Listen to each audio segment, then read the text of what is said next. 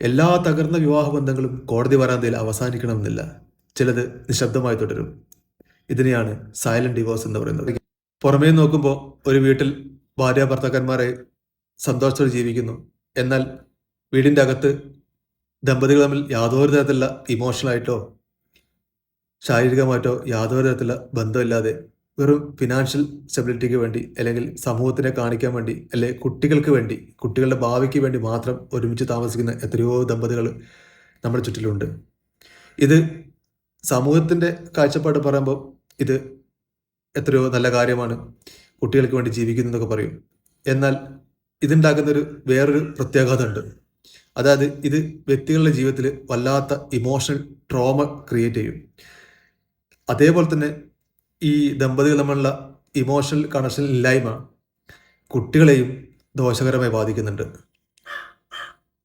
ഞാൻ ഡിവോഴ്സിനെ സപ്പോർട്ട് ചെയ്ത് സംസാരിക്കില്ല. പക്ഷേ ഒരുമിച്ച് പോകാൻ പറ്റുന്നില്ലെങ്കിൽ നിങ്ങൾക്ക് ജീവിതത്തിൻ്റെ വഴിയിൽ വെച്ച് പിരിഞ്ഞ് പോകുന്നത് തന്നെയാണ് ഏറ്റവും നല്ലത്. അത് കുട്ടികളുടെ ഭാവിക്കായാലും നിങ്ങളുടെ മെൻ്റൽ ഹെൽത്തിനായാലും that is the better thing.